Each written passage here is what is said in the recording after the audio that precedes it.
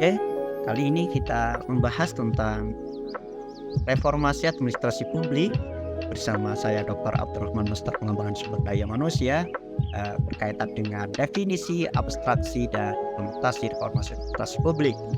Selama kurang lebih 15 menit depan kita akan membahas tentang bagaimana para ahli memandang reformasi administrasi publik ini dari segi teoritis, konseptual, dan praktisnya. Apa sebenarnya reformasi administrasi publik itu yang disampaikan oleh para ahli dan bagaimana implementasinya? Kita coba membahas lebih singkat, secara detail, bahwa reformasi birokrasi publik itu konotasinya atau definisinya dihindarkan tidak digunakan lagi karena mengandung definisi yang lebih sempit dan hanya dalam ruang lingkup organisasi. Jadi kalau sebelumnya konteks ini dikenal dengan reformasi birokrasi publik, itu tidak digunakan lagi karena definisinya sangat sempit, hanya mengandung ruang lingkup organisasi. Sehingga banyak ahli mengatakan bahwa lebih luas ketika menggunakan reformasi administrasi publik karena menyangkut ruang lingkup yang lebih besar, yaitu regulasinya atau sistemnya, individunya, organisasinya, lingkungannya. Sehingga reformasi birokrasi tidak lagi digunakan di ruang-ruang kuliah, lebih familiar sekarang menggunakan reformasi administrasi publik. Konsep lain yang sering digunakan dan sering kita temukan adalah sebagai pengganti dari reformasi administrasi adalah penyempurnaan administrasi, perubahan administrasi, atau modernisasi administrasi. Ini yang sering kita temukan di berbagai tempat, ruangan diskusi maupun ruang-ruang kelas, seminar, lokakarya, dan sebagainya. Istilah reformasi administrasi, ruang lingkupnya lebih luas. Kenapa tadi di atas dikatakan bahwa reformasi birokrasi itu dihindarkan karena definisinya sempit, lebih luas itu ketika menggunakan reformasi administrasi karena ruang lingkupnya menyangkut aspek organisasi, individu, regulasi, dan lingkungan. Oke, konsep administratif reform para ahli, misalkan yang disampaikan oleh Kayden pada tahun 1991 menyatakan bahwa reformasi administrasi publik itu adalah peningkatan sistemik kinerja operasional sektor publik secara terencana. Jadi jelas bahwa reformasi administrasi publik itu memang secara terencana dalam rangka mengakomodir kepentingan berkaitan dengan operasional kinerja di sektor publik. Yang disampaikan oleh Lee dan Samonte pada tahun 1970-an menyampaikan bahwa administratif reform atau reformasi administrasi itu menyangkut penerapan ide-ide baru atau kombinasi dari ide-ide baru dan ide lama guna meningkatkan sistem administrasi agar mampu melaksanakan tujuan pembangunan nasional secara komparatif dan akomodatif. Jadi jelas ya bahwa ide lama dan ide baru itu dikombinasikan, dikolaborasikan, disinergikan dalam rangka meningkatkan tujuan pembangunan secara nasional. Sedangkan menurut UNDTC pada tahun 1983 menyatakan bahwa penggunaan otoritas, jadi administratif reform itu atau reformasi administrasi itu adalah menyangkut penggunaan otoritas dan pengaruh secara sengaja dan terencana dalam penerapan cara-cara baru, cara-cara ide-ide baru, konsep-konsep baru terhadap sistem administrasi sehingga dapat merubah tujuan, struktur, dan prosedurnya sehingga meningkatkan kemampuan dalam melaksanakan tugas-tugas pembangunan pemerintahan, pembangunan pelayanan, dan pembangunan masyarakatan. Pandangan klasik. Jadi kita kembali ke pandangan klasik. Ada pandangan klasik yang menyangkut birokrasi, pertama menyangkut netralitas, proses, prosedur, struktur, perilaku, legitimasi negara, dan legitimasi. Jadi ini sebenarnya yang membelenggu birokrasi, cara kerjanya kaku, sehingga muncullah paradigma baru.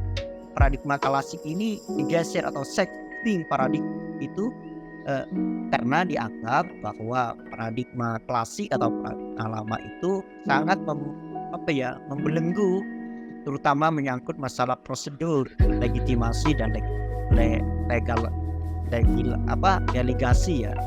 Jadi sangat tidak fleksibel. Ini akhirnya perubahan paradigma 5 tahun terakhir tentang administrasi publik ya. Yang pertama misalkan menyangkut bagaimana urban innovation yang jadi sangat kaku, sangat tergantung pada regulasi, delegasi dan struktur. Jadi sangat tidak fleksibel. Muncul berikutnya itu adalah public management. Jadi bagaimana mengelola organisasi itu terapkan, dan kombinasi antara organisasi yang dilakukan di organisasi private sector itu juga menjadi perilaku baru atau norma baru di organisasi publik.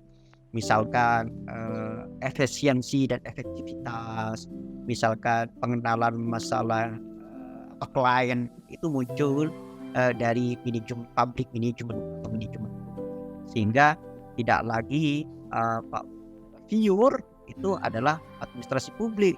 Jadi ada kombinasi dari hal-hal baru yang digunakan di private sector itu digunakan juga di public sector. New public management lebih luas lagi memandang bahwa negara memang punya kewajiban untuk memfasilitasi warga negara. Jadi ada istilahnya citizen warga negara itu diperlakukan sebagai mana memang tujuan didirikan negara itu memang untuk fasilitasi warga negara, baik kesehatannya, pendidikannya, sebagainya. Jadi negara hadir memang untuk dalam rangka melindungi dan mensejahterakan warga negaranya, baik dalam pelayanan pendidikan, kesehatan, infrastruktur dan lain sebagainya. Responsive management. Jadi bagaimana tata laksana organisasi, bagaimana organisasi itu memang responsif terhadap netizen, terhadap citizen, terhadap warga negara. Apa yang dibutuhkan warga negara, apa yang menjadi keluhan warga negara. Sehingga saya berpandangan bahwa ukuran baik tidaknya sebuah periode kepemimpinan itu memang terletak pada sejauh mana dia mampu membuat policy atau kebijakan atau membuat regulasi yang memang mengakomodir kebutuhan dasar masyarakat.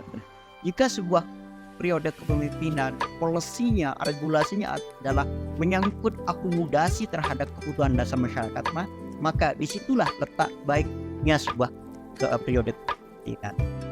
Berikutnya, ciri apa yang muncul setelah 50 tahun terakhir dalam birokrasi kita? Yang pertama adalah karakter birokrasi yang sebelumnya sangat kaku, yang sebelumnya istilahnya power serve, bahwa kekuasaan yang dilayani itu sudah mulai berubah menjadi pemberdayaan warga negara melalui partisipasi. Jadi munculnya partisipasi, masyarakat terlibat dalam program-program, masyarakat terlibat dalam penyusunan regulasi dan sebagainya. Karena memang masyarakat tidak lagi dijadikan objek, dia juga sebagai subjek, sebagai pelaku dalam pembangunan dan lain sebagainya. Yang berikutnya adalah mendorong persaingan dalam pelayanan, mengedepankan misi daripada regulasi. Jadi jelas tidak selalu monoton ya. Ketika masyarakat dalam keadaan emergensi, tidak ada regulasi, ya sudah, misinya adalah melayani masyarakat. Tidak lagi berpatokan, tidak lagi terbelenggu oleh regulasi yang memang ketika menyangkut hajat orang banyak, ketika menyangkut emergensi keselamatan warga negara, itu menjadi misi utama dalam pelayanan birokrasi. Semestinya tidak lagi harus selalu tidak berpedoman ya, tapi terbelenggu oleh regulasi. Kalau tidak ada regulasinya tidak mau dilayani, jangan. Ketika menyangkut hajat orang banyak, menyangkut nyawa, keselamatan warga negara, maka misi pelayanan harus dikedepankan daripada misi regulasi. Itu sangat penting. Prinsip keterbukaan harus transparan terhadap masyarakat. Menyangkut keterbukaan itu yang pertama adalah komunikasi, yang kedua adalah transparansi. Arah perubahan yang strategis yaitu menyangkut demokratisasi kehidupan politik. Jadi tidak boleh lagi ada pemaksaan untuk hal-hal tertentu, untuk ikut hal-hal tertentu. Semua dikembalikan kepada masyarakat, karena masyarakat yang menjadi tuan rumah dari negara, dari suatu negara. Jadi masyarakat memang yang tujuan dari sebuah pembangunan di suatu negara. Jadi demokratisasi kehidupan politik. Silahkan diberi kebebasan untuk berpendapat, diberi kesehatan, diberi kebebasan untuk melakukan usaha-usaha untuk kesejahteraan bersama. Berikutnya adalah tuntutan masyarakat terhadap pelayanan publik yang lebih baik. Jadi perubahan strategis itu adalah menyangkut bagaimana negara dapat mengakomodir tuntutan masyarakat untuk mendapatkan pelayanan yang lebih baik, pelayanan kesehatan, pendidikan, pelayanan semua yang menyangkut pelayanan harus diakomodir oleh negara, sehingga masyarakat memang bisa bahwa negara hadir di tengah-tengah kehidupan yang sangat sulit, terutama di masa pandemi COVID-19 ini. Masyarakat memang kehadiran negara sebagai bentuk solusi.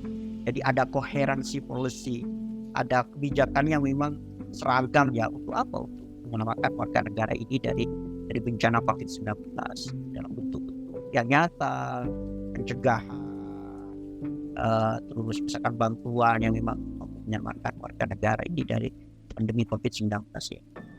Jadi diselamatkan tidak hanya pada faktor nyawa, yang pendidikannya, kesehatannya, ekonominya dan sebagainya. Itu tanggung jawab negara, sebagaimana juga diamanahkan oleh Undang-Undang Dasar 1945 sebagai dasar negara kita. Berikutnya adalah netralitas dan penalitas birokrasi. Jadi netralitasnya dibutuhkan, tidak boleh memihak. Birokrasi itu memang dibentuk oleh negara untuk bersentuhan langsung dengan warga negara. Dia bukan instrumen politik, tapi dia instrumen negara untuk warga negara. Beda dengan instrumen politik. Kalau instrumen politik itu adalah partai politik. Jadi ini instrumen negara untuk warga negara, untuk keselamatan warga negara. Itu birokrasi namanya. Sehingga profesionalisme memang sangat diutamakan.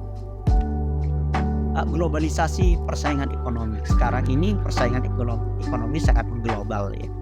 Jadi satu negara bersaing dengan negara besar, negara maju bersaing dengan negara kecil. Negara kecil dituntut, negara berkembang dituntut untuk bersaing dengan negara-negara maju. Itu memang terjadi saat ini di masa-masa persaingan global yang sangat mengandalkan kecanggihan teknologi. Persaingan dalam penguasaan teknologi itu sangat penting. Jadi negara hari ini yang kembang, negara ini yang maju, pasti karena teknologinya maju. Itu pasti karena teknologinya maju. Kalau teknologinya tidak maju, maka dia akan menjadi negara yang tertinggal. Pasti itu negara yang tertinggal. Di tengah-tengah ini disebut oleh para ahli sebagai disruptive era atau shifting era yang bergeser begitu cepat sehingga membutuhkan juga fleksibilitas dari organisasi birokrasi itu sebagai instrumen negara untuk warga negara, menyelamatkan warga negara, mensejahterakan warga negara dan sebagainya. Untuk sementara ini saja yang dapat saya sampaikan. Mudah-mudahan bermanfaat dan selamat menjalankan protokol kesehatan. Karena kalau bukan kita yang melakukan, siapa lagi kalau tidak hari ini, kapan lagi? Jadi keberhasilan sebuah organisasi, keberhasilan sebuah aktivitas hari ini sangat ditentukan oleh tanggung jawab kita dalam melaksanakan protokol kesehatan sehari-hari. Selamat beraktivitas, semoga bermanfaat.